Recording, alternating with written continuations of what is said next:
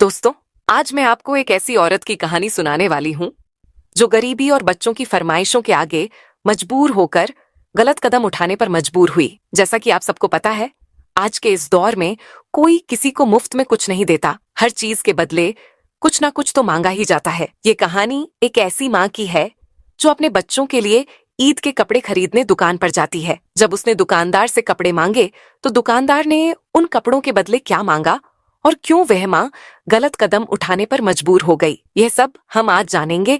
ये एक ऐसी औरत की कहानी है जिसकी जिंदगी कभी बहुत खुशहाल हुआ करती थी। शौहर था, बच्चे थे, घर में खुशी थी, सब हंसते थे, सब मुस्कुराते थे। न खाने पीने की फिक्र थी, न पहनने ओढ़ने की। बच्चों को अगर कुछ चाहिए होता तो बाप फौरन लाकर देता और माँ भी हर वक्त खुश रहती थी। दिल से शुक्र अदा करती थी कि अल्लाह ने सब कुछ दिया है। लेकिन वक्त कभी एक जैसा नहीं रहता। अचानक एक दिन उस औरत के शौहर का इंतकाल हो गया। बस वही दिन था और उसके बाद उस औरत की जिंदगी का सुकून खत्म हो गया। घर का वह हंसता खेलता माहौल जैसे उजड़ गया हो।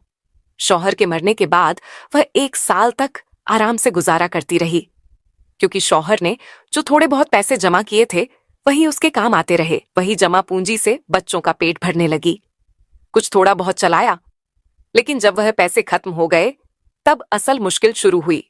फिर वह औरत कभी अपने माँ बाप से जाकर कुछ मांगती, कभी अपने भाइयों से और कभी सास ससुर के दरवाजे पर जा खड़ी होती। जब भी कुछ नहीं मिलता तो लोगों के घरों में काम करने चली जाती। कभी बर्तन धोना, कभी फर्श साफ करना, कभी कपड़े धोना। बस जैसे तैसे 2 वक्त की रोटी का इंतजाम हो जाता। लेकिन दोस्तों, सिर्फ रोटी से जिंदगी नहीं चलती। जब ईद करीब आती या किसी की शादी होती तो माँ का दिल बच्चों की ख्वाहिशें देखकर कट जाता। इतने पैसे कहाँ थे उसके पास कि वह बच्चों को नए कपड़े और नए जूते दिलवा पाती। और बच्चे क्या जानते थे कि उनकी माँ किन हालात से गुजर रही है। वे बस अपनी जिद करते, अम्मी पड़ोस के बच्चों ने तो ईद के कपड़े और जूते ले लिए हैं, हमें भी दिला दो। पिछली बार भी आपने हमें नए कपड़े नहीं दिए थे, इस बार तो दिला दो। मासूम बच्चों को क्या खबर कि माँ हर दिन अपनी गैरत, अपनी थकन और अपनी मजबूरी से लड़ रही है। लेकिन बच्चों को तो सिर्फ खुशी चाहिए, उनकी जिद पूरी होनी चाहिए। और वह माँ तो बस बच्चों की आंखों में खुशी देखना चाहती है, चाहे उसे इसके लिए कुछ भी बर्दाश्त करना पड़े। वो बच्चे इसी चीज पर जिद किए हुए थे कि अम्मी इस बार तो हमें नए कपड़े और जूते दिला दो।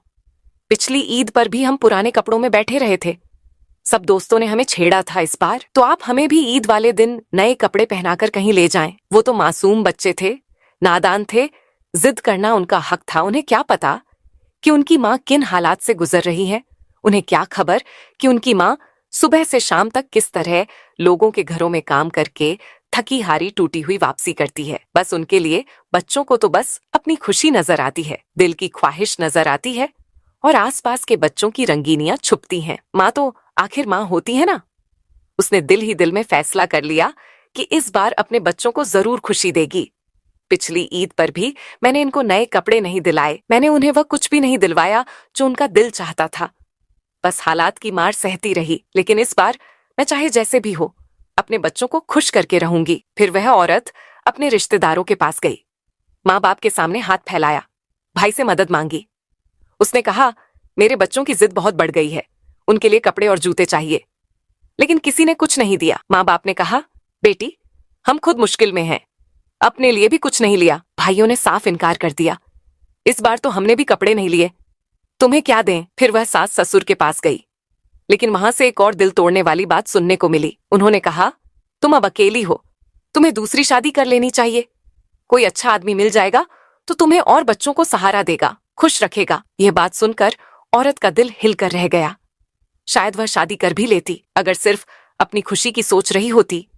लेकिन उसने सोचा, जिस शख्स ने मेरे बच्चों को जन्म नहीं दिया वह उनसे दिल से मोहब्बत कैसे करेगा। वह मुझे तो शायद खुश रखे, लेकिन मेरे बच्चों को वह खुशी नहीं दे सकेगा जो उनके बाप ने दी थी। उसने दिल में तय कर लिया कि वह शादी नहीं करेगी, वह खुद हर तकलीफ सह लेगी, लेकिन अपने बच्चों को किसी सौतेले बाप के रहम ओकरम पर नहीं छोड़ेगी। औरत दरवाजे से बाहर आई तो सूरज जैसे सर पर आग बरसा रहा था, लेकिन उसके दिल में इस वक्त सिर्फ एक ही आग जल रही थी। अब कहाँ जाऊं, किससे मांगूं, कौन मेरी मदद करेगा। सड़क पर आते जाते लोगों को देखकर उसे यूं लगा जैसे हर चेहरा अजनबी है और हर दरवाजा बंद। दिल बार बार बस एक ही सवाल कर रहा था, क्या बच्चों की खुशी के लिए अब अपनी इज्जत का सौदा भी कर लूं? मगर अगले ही लम्हे उसने खुद को झटका दिया, नहीं, मैं ऐसा नहीं कर सकती। लेकिन अगर कोई और रास्ता ना बचा तो यही सोच सचकर उसका सर झुकता जा रहा था। ऐसा लग रहा था जैसे मजबूरी अब उसे दीवार से लगा चुकी है। उसे समझ नहीं आ रहा था कि अब करें तो क्या करें। जेब खाली थी, बच्चे जिद पर थे और हर दरवाजा बंद हो चुका था। अब वह औरत एक नए रास्ते की तरफ सोचने लगी और यहीं से उस वाक्य ने अगला मोड़ लेना शुरू किया। वह औरत दिल में सोचती रही, बच्चों की खुशी के लिए अगर मुझे शादी भी करनी पड़े तो शायद कर लूं, लेकिन ईद में सिर्फ 2 दिन बाकी थे। ऐसे वक्त में कौन शादी करता है? जो भी शादी करता वह ईद के बाद ही निकाह का वक्त देता, और बच्चे तो ईद पर ही खुशी मांग रहे थे, तो ये रास्ता भी बंद हो गया। अब वह औरत खाली हाथ टूटे दिल और नम आंखों के साथ वापस घर आ गई। घर आकर वह चुपचाप बैठ गई, सर दोनों घुटनों में देकर बस यही सोचती रही, करूं तो क्या करूं, कहाँ जाऊं, किससे मांगूं। अचानक उसे अपनी पड़ोसन की बात याद आई। कुछ दिन पहले उसकी पड़ोसन ने बताया था कि एक आदमी है जो कपड़े किस्तों पर देता है। पहले कपड़े दे देता है, पैसे बाद में लेता है, बस शर्त पूरी करो, मसला नहीं होता। औरत की आंखों में अब एक नई चमक थी, जैसे दिल ने आखिर हिम्मत जमा की हो। उसे लगा शायद किस्मत ने दरवाजा खटखटाया है। बच्चों का चेहरा उसकी आंखों में घूम गया और दिल से बस एक दुआ निकली, या अल्लाह, अगर यही रास्ता है तो इसे आसान बना दे, और अगर इसमें फना है तो बचा ले। इसी उम्मीद पर उसने अपनी पड़ोसन का दरवाजा खटखटाया। फौरन अपनी पड़ोसन के पास गई और कहा, वह दुकान वाला कहाँ मिलेगा जो किस्तों पर कपड़े देता है? मुझे बच्चों के लिए लेने हैं। पड़ोसन ने दुकान का पता सब कुछ बता दिया, मगर साथ में एक और बात कही, देख बहन, दुकान वाला थोड़ा अजीब है, उसकी कुछ शर्तें होती हैं जो हर कोई पूरी नहीं कर पाता। औरत ने हैरानी से पूछा, ऐसी कौन सी शर्तें हैं जो मैं पूरी नहीं कर सकती? मैं कपड़े तो बच्चों के लिए ले रही हूँ, कोई नाजायज काम थोड़ी कर रही हूँ। पड़ोसन ने हल्की आह भरते हुए कहा, मैं कुछ नहीं कह सकती बहन, तुम खुद जाकर देख लो, अगर शर्तें मुनासिब लगे तो ले लेना, वरना वापस आ जाना। औरत ने दिल में ठान लिया, मैं कोई गलत कदम नहीं उठाऊंगी, अगर बात ठीक हुई तो कपड़े ले लूंगी, वरना खाली हाथ लौट आऊंगी। अगले दिन वह औरत उस दुकान पर पहुंची जैसे आम दुकानदार कपड़े दिखाते हैं। वह भी कपड़े निकाल निकाल कर दिखाने लगा, मगर औरत ने उसे फौरन रोक दिया और कहा, भाई कपड़े दिखाने से पहले मेरी बात सुन लो, मेरे पास अभी पैसे नहीं है, मैंने सुना है आप किस्तों पर कपड़े देते हो। दुकानदार ने मुस्कुराकर कहा, हाँ भाभी जी देते हैं, मगर किस्तों पर रेट थोड़ा ज्यादा होता है, और एक बात और, हम शर्तों के बिना किसी को कपड़ा नहीं देते, क्योंकि बहुत लोग कपड़े लेकर भाग जाते हैं और पैसे नहीं चुकाते। औरत ने पूछा, तो फिर बताओ ना क्या शर्तें हैं? अगर स्टैंप लिखवाना हो तो वह भी करवा लूंगी, मुझे सिर्फ अपने बच्चों के कपड़े लेने हैं। दुकानदार का लहजा अब थोड़ा बदल चुका था। वह थोड़ा आगे झुका और धीमी आवाज में बोला, नहीं भाभी जी, स्टैंप की जरूरत नहीं, मगर हमारी शर्तें थोड़ी मुश्किल हैं। फिर उसने मेज के नीचे से एक किताब निकाली और कहा, इसमें हमारी सारी शर्तें लिखी हुई हैं, आप आराम से पढ़ लेना, अगर हमारी शर्तें मंजूर हो तो हम कपड़े दे देंगे, और अगर पसंद ना आए तो बिना कोई बहस किए चुपचाप यहां से चली जाना। औरत ने कहा, ठीक है, मैं पढ़ लेती हूँ। उसने किताब खोली और आहिस्ता आहिस्ता पढ़ने लगी, लेकिन जैसे ही उसने पहली शर्त पढ़ी उसके हाथ कांपने लगे। लिखा था, जो भी औरत किस्तों पर कपड़े लेने आती है उसे सबसे पहले हमारे सामने अपना बुर्का और सारे कपड़े उतारने होंगे, वह मुकम्मल तौर पर हमारे सामने खड़ी होगी और हम उसकी एक वीडियो बनाएंगे जिसमें उसका चेहरा और जिस्म साफ नजर आएगा। यह वीडियो हमारे पास तब तक महफूज रहेगी जब तक आप हमारी तमाम रकम अदा ना कर दें। अगर आपने वक्त पर पैसे नहीं चुकाए या बीच में देने से इनकार कर दिया तो हम इस वीडियो को गंदी वेबसाइट पर अपलोड कर देंगे, जहां से जो भी पैसे आएंगे वह हम आपके कर्ज में जोड़ देंगे और अपना हिसाब पूरा करेंगे। हमारी दुकान पर यह पहला उसूल है। शर्त को पढ़कर औरत का दिल दहल गया, हाथ कांपने लगे और किताब उसके हाथ से लगभग गिर पड़ी। दूसरी शर्त, अगर आप पहली शर्त मंजूर नहीं करती तो हमारे पास दूसरा तरीका है, आपको हमारे साथ जिस्मानी ताल्लुक कायम करना होगा। जब भी हम कॉल करें, जब भी हम बुलाएं, आपको फौरन आना होगा, और यह मुलाकात सिर्फ एक बार की नहीं होगी। यह सिलसिला तब तक जारी रहेगा जब तक आपकी सारी किस्तें मुकम्मल अदा नहीं हो जाती। और हाँ, अगर दरमियान में आपने आना बंद कर दिया तो हम आपकी पहली वीडियो इस्तेमाल कर सकते हैं, या फिर आपके खिलाफ पुलिस में झूठा केस भी दर्ज करवा सकते हैं। तो बेहतर यही है कि जब तक कर्ज पूरा ना हो आप हर बार बुलाने पर हाजिर रहें। यह शर्त पढ़ते ही औरत का रंग उड़ गया, उसकी सांसें तेज हो गई जैसे दम घुट रहा हो। तीसरी शर्त, अगर आप ये दोनों शर्तें नहीं मानती तो फिर हमें एक स्टैम्प पेपर देना होगा जिसमें यह साफ लिखा जाएगा कि जिस मकान में आप रहती हैं अगर वह आपके नाम है तो हमें पूरा हक होगा कि अगर आप तय वक्त पर किस्त अदा ना कर सकें तो हम वह मकान अपने नाम करवा लेंगे और बेचकर अपनी रकम वसूल कर लेंगे। यह स्टैम्प कानूनी होगा और अगर आप बाद में इनकार भी करें तो हम आपके दस्तखत दिखाकर मकान बेच सकते हैं। ये शर्तें सिर्फ एक औरत के लिए नहीं थीं, बल्कि यह दुकान की तयशुदा पॉलिसी थी। जो भी औरत यहाँ किस्तों पर कपड़े लेने आती उसे इन्हीं शर्तों से गुजरना पड़ता। औरत ने थकी हुई आंखों से सारी शर्तें पढ़ ली। उसके हाथ में किताब कांप रही थी, मगर दिल में एक बात बिल्कुल साफ थी। पहली और दूसरी शर्त तो वह कभी भी नहीं मान सकती थी, क्योंकि वह एक इज्जतदार औरत थी। उसने खुद से कहा, अगर मकान वाली बात होती तो शायद सोच लेती, मगर मेरे पास तो अपना कोई घर ही नहीं है। मैं तो किराए के मकान में रहती हूँ और किराए के मकान का कोई स्टैंप नहीं बनता। यह सोचकर उसने किताब बंद की और खामोशी से दुकानदार की मेज पर रख दी। बिना एक भी लफ्ज कहे वह पलटी और तेज कदमों से दुकान से निकल गई। आंखें झलकने को तैयार थी और कदम कांप रहे थे। जिस उम्मीद के साथ वह दुकान गई थी वहां से बेइज्जती, खौफ और शर्मिंदगी लेकर लौट रही थी। उसकी आंखें डबडबाई हुई थी, दिल बोझल था और कदम लड़खड़ा रहे थे। जैसे ही वह बाहर निकली, सामने एक दूसरी दुकान थी। वहां खड़ा एक और दुकानदार ये सब देख रहा था। उसने दूर से ही औरत के चेहरे पर छाई मायूसी और बेबसी को भांप लिया। वह दुकानदार उस पहले वाले शातिर इंसान को अच्छी तरह जानता था। उसे पता था कि वह कैसे मजबूर औरतों को धोखे से अपने जाल में फंसाकर अपनी हवस पूरी करता है। लेकिन यह दुकानदार अलग था, एक अल्लाह वाला इंसान। उसने दिल में सोचा, ये औरत किसी गलत काम के लिए तैयार नहीं है, बस अपनी मजबूरी से लड़ रही है। अगर मैंने इसकी मदद ना की तो शायद ये टूट जाएगी। नरमी से उसने आवाज दी, बहन जी, अगर आपको कपड़े चाहिए तो मेरी दुकान से ले सकती है। औरत ने ठिठक कर उसकी तरफ देखा और तपाक से कहा, भाई मेरे पास पैसे नहीं है, मैं किस्तों पर लेने गई थी। दुकानदार ने हल्की मुस्कान के साथ जवाब दिया, पैसे बाद में दे देना, कोई जल्दी नहीं, बस बच्चों की खुशी बनी रहनी चाहिए। ये सुनकर औरत का दिल जोर से धड़कने लगा। उसे फौरन पहले दुकानदार की बातें और उसकी शर्तें याद आ गई। उसने झट से कहा, भाई मैं वह शर्तें नहीं मान सकती, मैं मजबूर हूं, लेकिन अपनी इज्जत नहीं बेच सकती। अल्लाह वाले दुकानदार ने गहरी सांस लेते हुए कहा, बहन मेरी कोई शर्त नहीं है, ना कोई वीडियो, ना कोई जिस्मानी ताल्लुक, ना कोई स्टैंप पेपर। बस जब अल्लाह तुम्हें पैसे दे तब दे देना, ना जल्दी ना झोर जबरदस्ती। लेकिन औरत फिर भी डर गई। उसके दिल में अब किसी पर भरोसा करने की ताकत नहीं बची थी। उसके जहन में सिर्फ शक और डर था, कहीं यह भी कोई चाल तो नहीं, कोई नया जाल तो नहीं। उसने कांपती आवाज में कहा, नहीं भाई मुझे कुछ नहीं लेना, शुक्रिया। दुकानदार ने उसकी हालत देखी और समझ गया कि यह औरत किसी पर भी एतबार करने की हालत में नहीं है। उसने हल्की मुस्कान के साथ कहा, बहन मैं रोजे की हालत में हूं, झूठ नहीं बोल सकता, मैं तुम्हें धोखा नहीं दूंगा, ना मेरी कोई गंदी नीयत है, बस अल्लाह के लिए मदद करना चाहता हूं।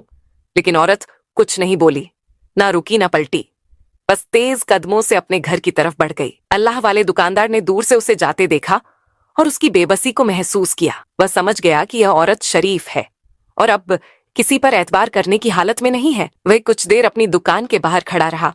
उसका दिल बेचैन था, जैसे कोई अंदर से आवाज दे रहा हो, यह औरत अब खुद मदद नहीं मांगेगी, लेकिन इसकी खामोशी बहुत कुछ कह रही है।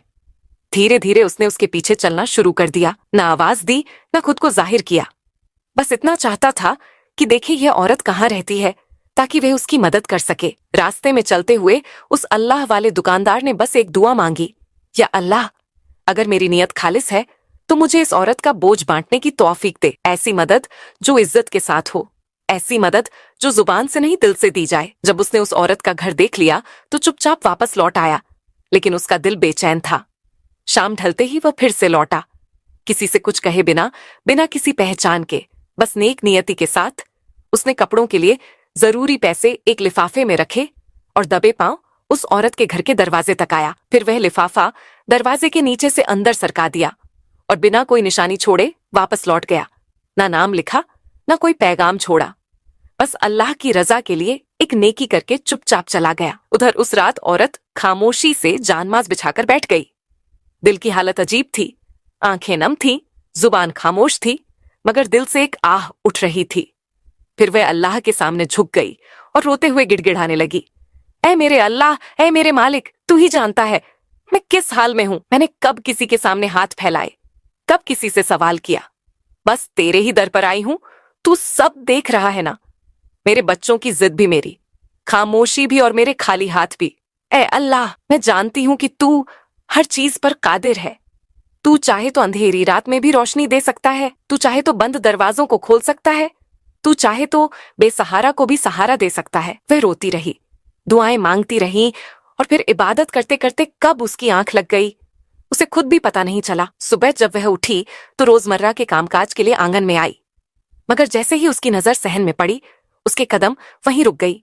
आंखें हैरत से फैल गई, दिल जोर से धड़कने लगा। जमीन पर एक लिफाफा पड़ा था। कुछ लम्हों तक वह बस उसे घूरती रही, जैसे यकीन ही ना आ रहा हो कि यह सब सच है या कोई सपना। किसी ने दरवाजा भी नहीं खटखटाया था, ना कोई आवाज आई, ना कोई निशानी छोड़ी। फिर यह कौन था? उसने कांपते हाथों से धीरे धीरे लिफाफा खोला। अंदर नोटों की गड्डी थी। वह कुछ पलों के लिए सुन्न रह गई, फिर उसके होठों से बेकाबू होकर बस एक जुमला निकला, अल्लाह, तूने मेरी सुन ली। तू वाकई देख रहा था। इतने पैसे थे कि अगर वह कुछ ना भी करे, सिर्फ बैठकर खाए, तो भी उसका घर आराम से 5 साल तक चल सकता था। उसकी आंखों से आंसू बहने लगे, मगर इस बार यह आंसू गम के नहीं शुक्र के थे। वह दौड़कर जान माज पर जा बैठी।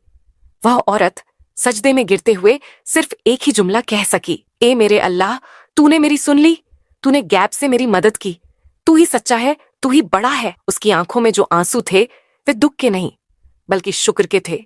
उसने फौरन बच्चों के लिए कपड़े और जूते खरीदे और ईद के दिन अपने बच्चों को साथ लेकर घुमाने भी गई। बच्चे खुश थे, मां सुकून में थी, और सबसे बड़ी खुशी इस बात की थी कि उसने कभी किसी के सामने हाथ नहीं फैलाया।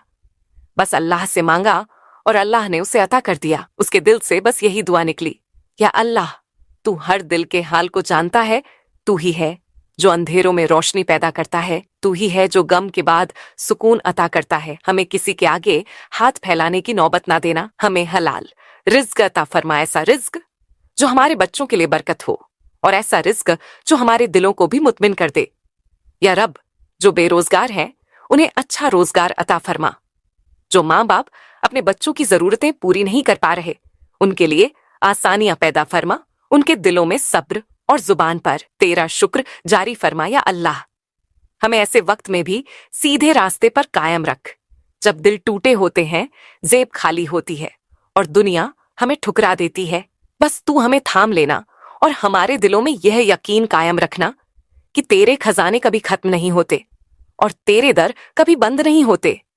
ए रब्बुल आलमीन, जो औरतें और मर्द इज्जत के साथ जीना चाहते हैं लेकिन मजबूरी उनका रास्ता काटती है, तू उनकी मदद फरमा, उनके लिए गैबी रास्ते खोल दे और उन्हें कभी उनके जमीर के खिलाफ फैसला लेने की नौबत ना आने दे। आमीन या रब्बुल आलमीन। नबी करीम सल्लल्लाहु अलैहि वसल्लम ने फरमाया, जिसने तकवा इख्तियार किया, अल्लाह उसे निजात की राह निकाल देता है और उसे वहां से रिज़्क़ अता फरमाता है जहां से वह सोच भी नहीं सकता। अपने आसपास नजर रखें कि कहीं किसी बेसहारा के साथ कोई जुल्म तो नहीं हो रहा। कमेंट बॉक्स में अपनी राय का जरूर इजहार करें।